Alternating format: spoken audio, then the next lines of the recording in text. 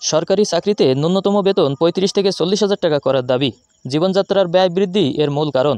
আর সরকারি চাকরিজীবীদের নতুন বেতন কাঠামোতে সর্বনিম্ন ৩৫ থেকে ৪০ হাজার টাকা করার দাবি জানিয়েছে বিভিন্ন সরকারি কর্মচারী সংগঠন।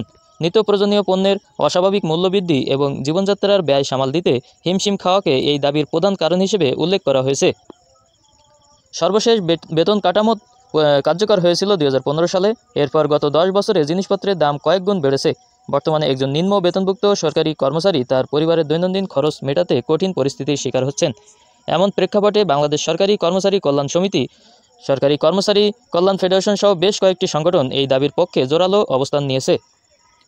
সংগঠনগুলো বলছে, বর্তমান মূল্যস্ফীতি বিবেচনা করলে একজন চতুর্থ শ্রেণীর কর্মচারী তার বর্তমান বেতনে জীবন ধারণ করতে পারছেন না। বাড়ি ভাড়া, খাবার, যাতায়াত, চিকিৎসা, সন্তানদের পড়াশোনার খরচ মেটানো তাদের জন্য প্রায় অসম্ভব হয়ে পড়েছে। তাই একটি টেকসই ও সম্মানজনক জীবনযাপনের জন্য ন্যূনতম বেতনের এই বৃদ্ধি অপরিহার্য।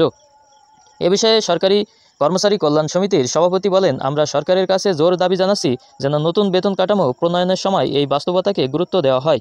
যদি কর্মচারীদের জীবনযাত্রার মান উন্নত করা না যায়, তবে সরকারি সেবা কার্যক্রমে এর নেতিবাচক প্রভাব পড়তে পারে। অর্থ মন্ত্রণালয়ের পক্ষ থেকে জানানো হয়েছে, সরকার সরকারি কর্মচারীদের জীবনযাত্রার মান উন্নয়নে সচেতন। তবে নতুন বেতন কাঠামো প্রণয়নের আগে দেশের সামগ্রিক অর্থনৈতিক পরিস্থিতি, রাজস্ব আয় এবং ব্যয়ভারের বিষয়গুলো পর্যালোচনা করা হবে। দাবি উঠেছে যে যদি সরকার এই দাবি মেনে নেয়, তবে দেশের প্রায় ১৪ লাখ সরকারি কর্মচারী উপকৃত হবেন এবং তাদের অর্থনৈতিক দুশ্চিন্তা কিছুটা হলেও কমবে। তবে এর ফলে সরকারি কোষাগারের উপর অতিরিক্ত চাপ সৃষ্টি হবে কিনা তা নিয়েও আলোচনা চলছে।